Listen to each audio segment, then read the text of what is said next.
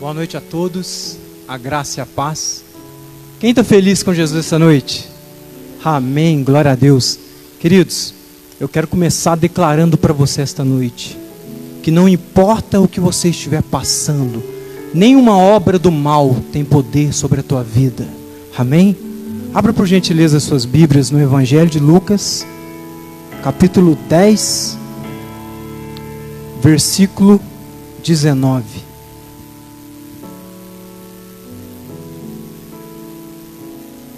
Evangelho de Lucas, capítulo 10, versículo de número 19. Amém? Diz assim a palavra do Senhor: Eis que vos dou poder para pisar serpentes e escorpiões, e em toda a força do inimigo, e nada vos fará dano algum.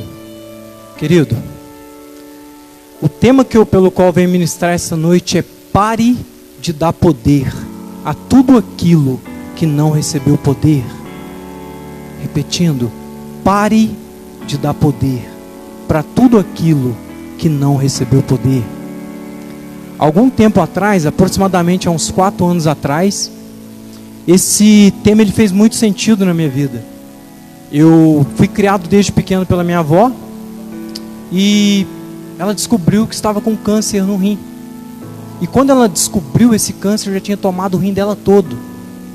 E eu lembro que ela descobriu num período, 3 meses depois, ela veio a falecer.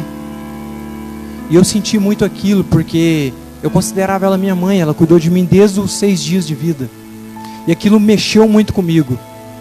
E como ela morreu com uma doença que às vezes vem até por causa de família, é uma doença degenerativa, aquilo, o inimigo colocou uma seta na minha cabeça, que meu pensamento, que eu também estava com aquilo. E eu comecei a dar poder para aquilo que não tinha recebido poder. Eu comecei a imaginar realmente que eu estava com aquela enfermidade. E eu passei por um processo depressivo. Eu enfrentei 3 meses de depressão. Eu chorava todos os dias, porque aquela situação ela foi ganhando uma força na minha vida tão grande, que eu fui entrando eu fui me encurralando numa situação que não encontrava mais saída para a minha vida. Eu sentia até os sintomas da enfermidade. O inimigo estava usando a minha própria fé contra mim. Entenda o seguinte: o inimigo ele não tem poder sobre a tua vida, a não ser que você dê legalidade para ele. Como aconteceu comigo, ele usou da minha própria fé para me atacar. Eu acreditei que eu estava com aquilo. Eu pesquisava tudo a respeito da enfermidade. E aquilo só ia me afundando. Só ia me afundando. Eu lembro que quando eu estava no ápice da minha situação, quando eu não encontrava mais saída, eu cheguei e falei: Pai, para mim não dá mais. Eu não estou conseguindo mais enfrentar essa situação. Eu preciso do Senhor, faça algo para mim. Chegou uma mensagem de um vídeo no meu celular. Era um rapaz, um presbítero de uma igreja, e ele estava pregando uma mensagem. Num vídeo ele estava falando: tudo aquilo que é ligado na terra é ligado no céu. Tudo aquilo que é desligado na terra é desligado no céu. E ele falava para mim assim, falava naquele vídeo, eu vi que Deus estava falando comigo: você está muito ligado a essa enfermidade, a essa situação. Desliga disso, confia no Senhor, creia que Ele vai fazer. Daquele momento, eu levantei e falei: é isso que eu vou fazer, eu vou tomar essa palavra para mim. Eu estou curado, eu não tenho nada. Eu parei de dar poder para aquilo que não tinha poder, e comecei a dar poder para aquele que realmente tem poder, que é o nosso Deus. Quando foi 2 dias depois, eu já não sentia mais nada. Eu fiz os exames, e pouco antes eu fazia os exames, e eu não levava no médico com medo do resultado. Eu estava muito mal, aparentemente. Mas quando eu tomei aquela palavra, e acreditei naquela palavra, naquele mandamento, e levei para a minha vida, eu fiz o exame pouco tempo depois. Quando o médico abriu, eu não tinha nada. Então entenda, pare de dar poder para tudo aquilo que não recebeu poder. Mas você pode estar me perguntando, Miller, mas como então que eu dou poder para algo?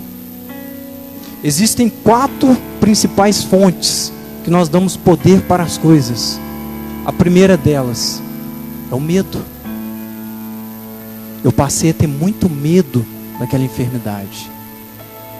Você já percebeu que existem pessoas que têm medo às vezes de coisas que são básicas? Por exemplo, falar em público. Ele está entre os segundos maiores medos da humanidade. Devido a isso, pessoas com alto potencial não tomam a coragem de falar em público. Pessoas que seriam tremendamente usadas por Deus não dão espaço devido a este medo. Todo medo nos limita. Toda função de medo. Existem alguns medos que são benéficos. Por exemplo, o medo quando a gente está numa altura de chegar à ponta. Eu sei que ali existe um limite. Esse medo ele é saudável. Mas agora aquele medo que nos bloqueia, que nos trava, este medo ele só faz com que nós venhamos dar poder para algo. Por isso que na palavra do Senhor nos ensina que o verdadeiro amor lança fora o medo. O verdadeiro amor é Jesus. Jesus lança fora todo o medo. A segunda fonte de nós darmos poder para algo é através das nossas preocupações. É aquilo que eu preocupo, como estava na minha situação. Eu estava muito preocupado com aquela situação. Eu estava dando poder para aquilo que estava crescendo cada vez mais em minha vida. Entenda, Jesus deixou bem claro: não vos preocupeis com nada, porque a preocupação dá poder. Terceiro principal fonte também são os nossos pensamentos. Quando algo de ruim passa primeiramente pelo medo, supera a preocupação e atinge o terceiro nível, que é o pensamento, ele entrou no nível mais profundo, que foi o meu caso. É onde aquela situação já tomava conta do meu pensamento. Esse é o terceiro nível para que nós venhamos dar poder para algo. Por isso que a Bíblia nos ensina: mantém em seu pensamento tudo que é bom, tudo que é agradável, tudo que glorifica o nome do Senhor. Porque isso vai dar poder para Deus em nossas vidas. E a quarta fonte são as nossas palavras. É aquilo que nós declaramos, aquilo que nós falamos. O mundo espiritual, ele move de acordo com as nossas palavras. Quem lembra aqui da passagem quando Deus leva Ezequiel no vale de ossos? A primeira pergunta que ele faz: filho do homem, é possível que haja vida nesses ossos? A Bíblia fala que aqueles ossos estavam sequíssimos. Já havia anos e anos que aqueles ossos estavam mortos. O que o Senhor disse? Ezequiel fala: Senhor, tu o sabes. Em seguida Deus fala: profetiza, filho do homem, palavras. Existem muito poder nas nossas palavras. Por isso nós temos que tomar cuidado com aquilo que nós estamos declarando, porque isso faz total sentido. Aquilo que nós declaramos, ele tem tanto poder para nossas vidas, quanto poder na vida dos outros. Porque quando eu ouço algo, isso não tem poder na minha vida, a não ser que eu creia. Não importa aquilo que declararam para você, o que vai fazer diferença na tua vida é aquilo que você resolveu acreditar. Quantos jovens hoje estão nas drogas, e quando você vai investigar, quando é a infância, eles falaram que quando era pequeno, o pai sempre falou para eles: você não serve para nada, você não vai dar em nada. E aquele jovem pegou aquilo e acreditou, porque era uma autoridade na vida dele. E através da fé, dele acreditar naquelas palavras, pouco tempo depois, se eu não sirvo para nada, não há problema algum em usar drogas. Não há problema algum em eu destruir a minha vida, se eu não sirvo para nada. Então nós precisamos tomar cuidado com aquilo que nós estamos declarando. Amém? Eu quero dar um exemplo agora de um homem na Bíblia que ele entendeu bem o que é você não dar poder para aquilo que não tem poder, que é o rei Davi. Abra por gentileza 1 Samuel, capítulo 17.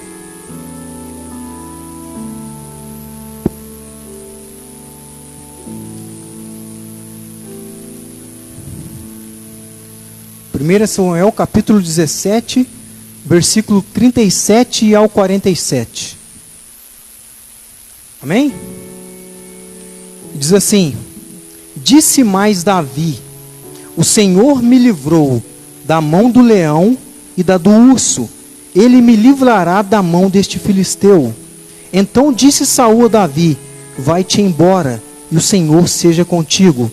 E Saul vestiu a Davi suas vestes, e pôs-lhe sobre a cabeça um capacete de bronze, e vestiu de uma couraça. E Davi cingiu a espada sobre as suas vestes, e começou a andar, porém nunca o havia experimentado. Então disse Davi a Saul: não posso andar com isto, pois nunca experimentei. E Davi tirou aquilo de sobre si, e tomou o seu cajado na mão, e escolheu para si 5 seixos de ribeiro, e pôs-lo em seu alforje de pastor, que trazia, a saber, no surrão, e lançou mão da sua funda, e foi-se chegando ao filisteu. O filisteu também veio, e se vinha chegando a Davi, e o que lhe levava o escudo ia adiante. E olhando o filisteu e vendo a Davi, o desprezou, porquanto era jovem, ruivo e de gentil aspecto. Disse, pois, o filisteu a Davi: sou eu algum cão, para que tu vires a mim com paus? E o filisteu amaldiçoou Davi pelos seus deuses. Disse mais o filisteu a Davi: vem a mim, e darei a tua carne às aves do céu e às bestas do campo. Davi, porém, disse ao filisteu: tu vens a mim com espada, e com lança, e com escudo. Porém eu vou a ti, em nome do Senhor dos Exércitos, o Deus dos exércitos de Israel, a quem tu tens afrontado.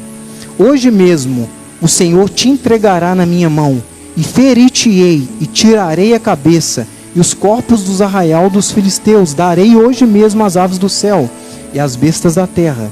E toda a terra saberá que há Deus em Israel. E saberá toda esta congregação que o Senhor salva, não com espadas, nem com lança, porque do Senhor é a guerra, e Ele vos entregará na nossa mão. Queridos, o que nós aprendemos com Davi aqui? Primeiramente, além dele não dar poder para aquilo que não tinha poder, ele aprendeu a forma que dá poder para aquele que realmente tem poder. Quando ele chega diante de Saul, a primeira coisa que Saul repara nele é a sua estatura. Ele era muito moço. Se fosse comparar ele com Golias, que era o gigante, que não tinha perdido uma batalha, perante os olhos naturais não dava para ele. Mas o que ele usou para receber legalidade diante de Saul? As suas experiências, aquilo que Deus já tinha feito na vida dele. Ele conta aqui, nesse versículo 37, estava eu apacentando as ovelhas do meu pai, e veio um lobo, e eu fui atrás dele, e lancei as mãos nele, e o matei. Da mesma forma, veio também outro dia um leão, e eu também matei esse leão. E da mesma forma que o Senhor me entregou eles, também me entregará esse filisteu. Olha o que nós aprendemos com Davi.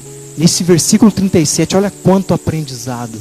Primeiro ele trouxe à memória aquilo que Deus havia feito. Em seguida, ele usou a sua fé e a convicção que Deus faria algo a favor dele. Independente daquilo que você estiver enfrentando, traga à memória aquilo que Deus já fez. Esteja convicto que Ele fará muito mais ao seu favor. Traga isso para dentro do seu coração. Aqui no versículo 40, nós aprendemos que Davi, ele escolhe 5 seixos, eram 5 pedras naquela época, que nós aprendemos com Davi? Em meio a uma adversidade, escolha, faça escolhas das ferramentas que você vai usar, das pessoas que estarão ao seu lado. Saiba escolher. É necessário nós escolhermos quem vai estar conosco. É necessário nós escolhermos. Aqui nesse versículo 46, que eu acho que foi maravilhoso. Olha que interessante. O que nos diz no versículo 46? No 45, Davi diz o seguinte: disse Davi, porém disse ao filisteu: tu vens a mim com espada, e com lança, e com escudo. Eu, porém, vou a ti, em nome do Senhor dos Exércitos. O gigante começou a confrontá-lo. Davi chegou e falou: você vem a mim com armas, com escudos, com lança, mas eu estou vindo a ti em nome do Senhor dos Exércitos. Em nome de quem você está indo em suas batalhas? Davi, a todo tempo, ele reconheceu que o Senhor estava com ele. Ele não estava vendo o Senhor com ele, mas ele tinha convicção que o Senhor estava com ele. Ele nos prometeu que estaria conosco todos os dias. Então entenda que Ele está contigo a todo instante. Ele está aqui neste momento. Pai, o Espírito Santo de Deus está aqui neste momento. Aquilo que tem te causado dor, aquilo que tem te feito chorar, apresenta diante dele e confia. Isso não é nada perto do nosso Deus. Confie, traga no seu coração essa convicção que Ele está contigo, independente da situação. Aqui no versículo 47, olha como é que é forte, ó. No 46, Davi profetiza, como eu disse a princípio: declare o que você quer que aconteça. Olha o que ele diz: hoje mesmo o Senhor te entregará na minha mão, e ferir-te-ei, e tirarei a cabeça, e os corpos do arraial dos filisteus darei hoje mesmo às aves dos céus, e à besta da terra, e toda a terra saberá que há Deus em Israel. Davi declarou aquilo que ele queria que acontecesse. Ele não declarou o que estava acontecendo, ele não olhou para a situação, olhou para o gigante e temeu. Pelo contrário, por pior que pareça a adversidade, não fale dela. Declare a sua vitória em meio a ela. Declare a sua vitória em meio a ela. Não somos nós quem fazemos, é Deus quem faz por nós. E tudo o que Ele espera é que nós venhamos confiar que Ele vai fazer. Precisa partir essa confiança da nossa parte. Não tem como Deus agir se eu não confiar que Ele vai fazer. Não tem como eu dizer que eu creio que Deus vai fazer algo ao meu favor se eu estou preocupado, se eu estou com medo, se eu estou angustiado. Isso tudo dá poder para aquilo que não tem poder. Jesus nos deu autoridade para pisar em toda a obra do mal. Ei, o que é a obra do mal perto do nosso Deus? O que é a obra do mal perto do nosso Deus? A Bíblia fala que tudo que nós estamos vendo, todo este mundo, cabe na palma da mão dele. Você tem compreensão do tamanho do Deus que você serve? De fato, você tem compreensão da grandeza desse Deus? Então por que algo te perturba? Por que algo tenta te tirar a paz? Jesus na cruz do Calvário, Ele pagou o preço. Ele pagou o preço. A Bíblia fala que o castigo que nos tirava a paz estava sobre Ele, para que hoje nós viéssemos ter paz. Jesus no jardim de Getsêmani já começou a sofrer. Ele chega num momento que a angústia que ele estava sentindo era tão grande, que ele chama os discípulos e fala: orai comigo, a minha alma está angustiada até a morte. Ei, sabe quem estava falando isso? Era o Filho de Deus. era aquele que conhecia todas as coisas. Ele conhecia o propósito dele. Só tem que naquele momento ele chamou os discípulos e falou: ei, eu não estou bem. Sabe por que eu não estou bem? Porque tudo aquilo que te castiga, tudo aquilo que te separa de Deus, vai vir sobre mim. E eu vou sofrer essa separação. Ele começou a ficar tão angustiado que ele disse, chegou um momento que não dava para suportar. Ele falou: Pai, se possível, livra de mim esse cálice, mas contudo, seja feita a tua vontade e não a minha. Logo adiante, ele começou a transpirar gotas de sangue. Essa síndrome é conhecida pela medicina, pela ciência, como hematidrose. Poucos casos aconteceram sobre essa enfermidade. É quando a angústia que a pessoa está sobre ela é tão grande, mas tão grande, que ela não consegue suportar, dói o corpo inteirinho. É o que ocorre logo antes uma pessoa entrar ao suicídio, porque não suporta mais a dor. A pessoa quer matar aquela dor. Jesus sofreu tudo isso, mas como ele tinha convicção do propósito dele aqui, ele falou: Pai, contudo seja feita a tua vontade, não a minha. Quando essa síndrome ocorre com uma pessoa, por que ela transpira sangue? Porque as veias sudoríparas, elas se rompem, juntando com as veias capilares, fazendo com que as pessoas venham transpirar gotas de sangue. Olha o que Jesus enfrentou ali no Getsemane. Olha que isso nem era a sua crucificação, era só o princípio. Ele nem tinha havido sido prendido ainda, era só o princípio. Se vocês pararem só para vocês entenderem um pouco, Jesus ele foi açoitado, ele foi humilhado. E quem quiser pesquisar aqui, eu ia até trazer um slider, mas os banheiros romanos naquela época, ouça que isso é forte, os banheiros romanos naquela época, era como se fossem pedras, uma do lado da outra, e as pessoas faziam suas necessidades, uma do lado da outra, no meio passava uma vala com água, e logo após, tinha um balde com vinagre. E o que eles usavam na época, que era o seu papel higiênico, era uma vara de sisopo com uma esponja, que eles colocavam na ponta. Eles usavam, limpavam, e logo após, eles colocavam no vinagre. Quando chegava o próximo, usava a mesma esponja. Então entenda o seguinte: naquela época, a vara de sisopo com uma esponja na ponta, colocada no vinagre como antisséptico, era o papel higiênico naquela época. Isso é forte. Agora, abra por gentileza Evangelho de João, capítulo 19.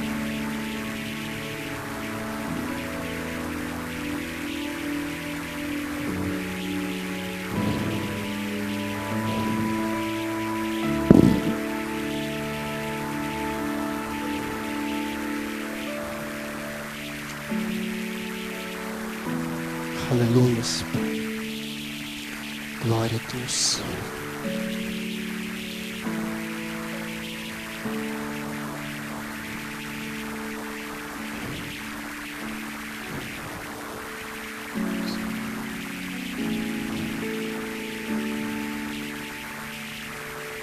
Evangelho de João, capítulo 19, versículo 28 ao 30. Você lembra que eu falei a princípio que a vara de sisopo e a esponja na ponta representavam o papel higiênico dos soldados romanos naquela época. Quando eles colocavam no vinagre, era como se eles estivessem usando aquilo de antisséptico. Pode soar engraçado, queridos, mas olha o que diz aqui em João capítulo 19, versículo 28 ao 30. Depois, sabendo Jesus que já todas as coisas estavam terminadas, para que a escritura se cumprisse, disse: tenho sede. Estava, pois, ali um vaso cheio de vinagre, e encheram de vinagre uma esponja, e pondo-a num sisopo, lhe chegaram à boca. E quando Jesus tomou o vinagre, disse: está consumado. E inclinando a cabeça, entregou o espírito. Você tem noção do que eles fizeram com Jesus naquela cruz? Você tem noção do zombamento que eles fizeram com Jesus? É como se estivesse fazendo naquele momento, ó, a gente usa papel higiênico, não usa? A gente coloca isso nas impurezas, e a gente vai chegar isso na tua boca. Olha o ponto que Jesus foi humilhado. Deixa eu te perguntar, ele merecia? Ele merecia? Ei, não se trata de merecimento, se trata do amor dele. Se trata do amor dele. Ele sofreu tudo naquela cruz, desde o seu período inicial no Getsemane até a sua crucificação. Ele sofreu todas as coisas para nos dar o direito de acesso ao Pai. A Bíblia fala que o pecado, ele entrou no mundo por intermédio de um homem, da mesma forma que o pecado saiu do mundo por intermédio de outro, que é Jesus. Nós somos totalmente pecadores. Jesus, que era justo, olha como é que isso é forte. Jesus era totalmente justo e nós pecadores. Na cruz do Calvário, ele foi feito pecador para que por intermédio dele nós fôssemos feitos justos. Hoje nós só somos justos diante de Deus porque quando Deus olha para nós, ele lembra do sacrifício de Jesus. Esse Jesus fez tudo por você, por mim. Ele fez tudo. Ele estava com Deus. Ele não precisava fazer o que ele fez. Ele não precisava fazer tudo isso. Mas ele fez a si mesmo. A Bíblia fala que ninguém havia visto Deus. Mas Jesus nos fez conhecer Deus através do seu estilo de viver, através da tua vida. Nada, como eu disse a princípio, tem poder sobre a tua vida. Nenhuma obra do mal pode te destruir, a não ser que você permita, a não ser que você dê crédito para isso. Quando o inimigo colocar algum pensamento na sua mente que você não merece, que você não vai conseguir, que essa situação vai te destruir, declare: Rei, ele levou sobre si todas as minhas enfermidades. O castigo que me tirava a paz estava sobre ele. Quando algo te causar medo, lembre-se e fala: Jesus não morreu em vão. Ele não morreu em vão. Ele pagou o preço para que nós venhamos ter paz hoje. Miriam, mas você não conhece a minha situação. Eu estou com câncer. Eu estou com uma situação terminal. Ele é o Deus da cura. Ele é o Deus que pode te tocar. Miriam, mas meu casamento está destruído. Eu estou em pleno divórcio. Ele é o Deus da restauração. Ele pode restaurar a tua vida. Seu problema é financeiro. Ele é o Deus da provisão. Ele mandou maná no deserto. Deserto onde as situações eram tudo contrárias. Ele mandou maná no deserto. Se a gente olhar na história de Isaac, a Bíblia relata que houve um período que houve uma grande fome em Israel. Isaac começou a juntar suas coisas para descer para o Egito, porque o Egito era uma falsa fortaleza naquela época. E quando ele estava decidido a descer, o Senhor apareceu para ele e disse: não desças para o Egito, porque eu te prosperarei aqui nessa terra. Queridos, por que o Senhor falou isso para Isaac?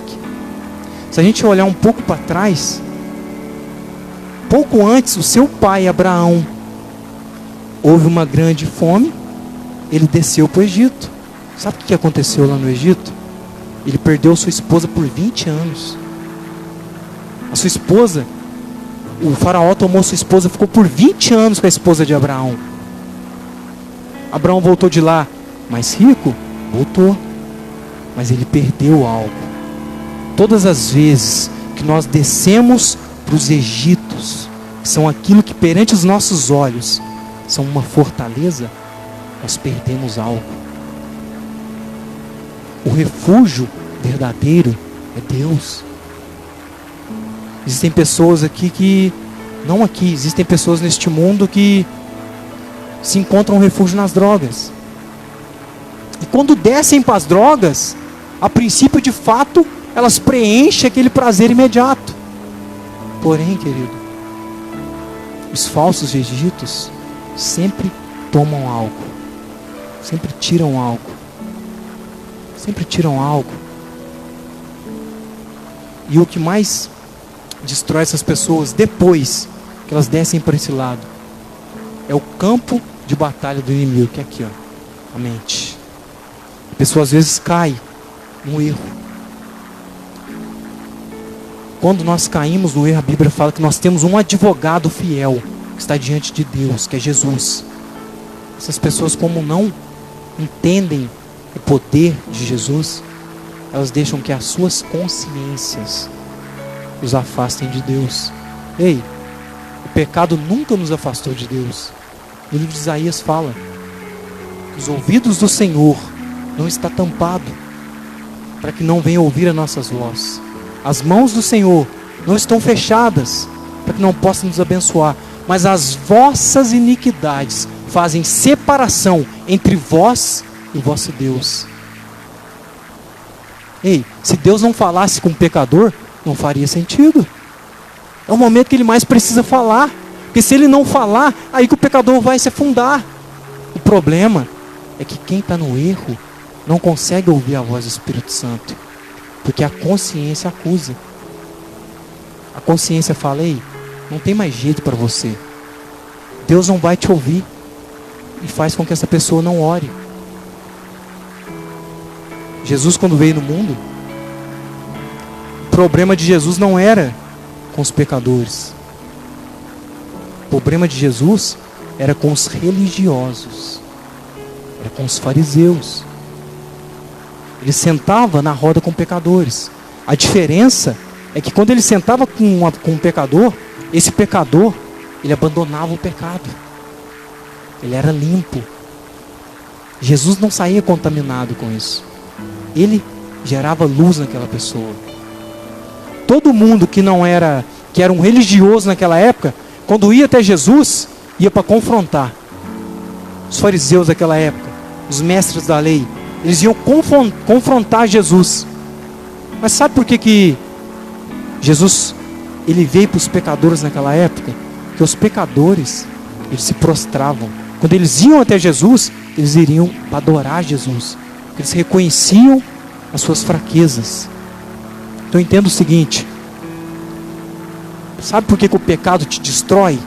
Porque o pecado te afasta de Deus. Ele não afasta Deus de você, ele faz com que você não ouça Deus.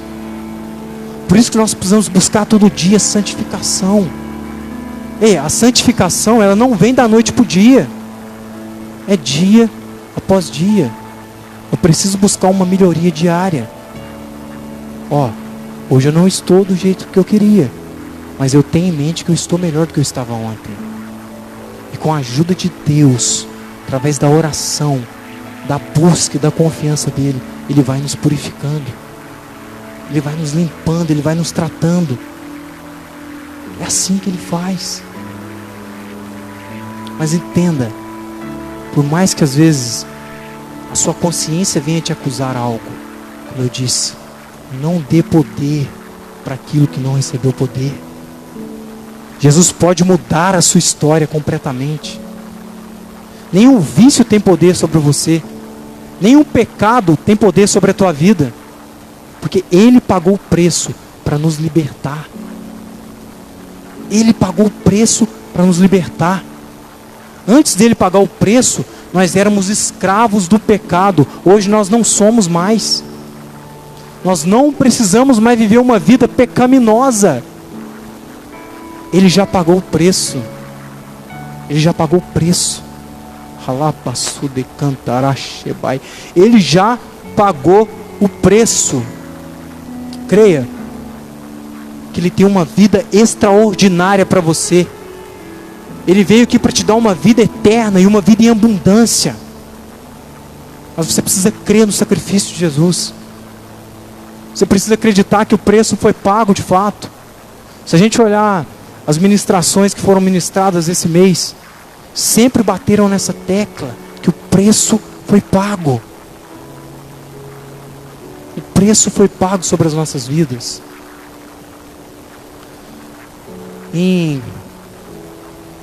Aqui no livro de 1 João, capítulo 4, versículo 4, como eu disse para vocês, que nenhum mal tem poder sobre você, porque aquele que está em nós é maior do que o que está no mundo. Pode ser que você esteja enfrentando tribulações, mas Jesus, Ele nos avisou sobre isso. Ele falou: no mundo vós tereis aflições, mas tende bom ânimo, eu venci o mundo. Queridos, sabe o que é lindo disso? Ele não disse que nós iremos vencer o mundo. Ele não disse isso. Quando nós ouvimos essa parte, é uma compreensão errada. Ele disse: no mundo vós tereis aflições. Vós tereis, mas tende bom ânimo. Eu venci o mundo. O que Ele está querendo nos ensinar? Que nele está a vitória. É nele que está a restauração do casamento. É nele que está a cura da enfermidade. É nele que está a provisão financeira que você espera. Você precisa confiar nele, se posicionar para receber tudo aquilo que Ele tem para você. Aceite-o na tua vida como um único Salvador. Se eu estou aqui em cima hoje é pela graça dEle. É tudo para a honra e glória dEle. Se eu estou aqui é porque lá atrás Ele me libertou. Senão eu não estaria aqui em cima hoje. Creia nisso. Pare de dar poder para tudo aquilo que não recebeu poder. Nenhum mal tem poder sobre a tua vida, porque o Deus que você serve e que cuida de você é maior que todas as coisas. Para a gente terminar, eu quero contar uma história para vocês aqui, uma história verídica de um homem que entendeu bem o que é não dar poder àquilo que não tem poder. Esse homem ele chama Glenn Kunishan. Quem uma hora quiser pesquisar, ele chama Glenn Kunishan. Ele é um rapaz que, quando era menino, ele estudava numa escola rural e ele ficava responsável por acender a caldeira, para que quando os alunos chegassem, a sala estivesse quentinha, porque era muito frio naquela região. Aí todos os dias, ele chegava 1 hora antes e acendia a caldeira. Quando os pessoal chegavam, a sala estava quentinha, confortável, e o professor poderia dar aula. Um dia, ele chegou, não sabemos no certo o que aconteceu. Ele pegou lá a lenha para acender essa caldeira. E 1 hora depois, chegaram lá e acharam ele desmaiado, com a parte das pernas para baixo toda queimada. E ele estava desmaiado devido à asfixiação com a fumaça. E provavelmente foi algum acidente, pode ser que seja alguma madeira, a lenha que bateu na cabeça dele, ele desmaiou. E aquele rapaz ele ficou em coma no hospital. Só tem que ele contando na história dele que ele ouvia tudo. Ele estava em coma, mas ele ouvia tudo. E os médicos falavam: não tem mais jeito para ele. Olha lá, ele está morto, está vegetando. Não tem como ele voltar mais.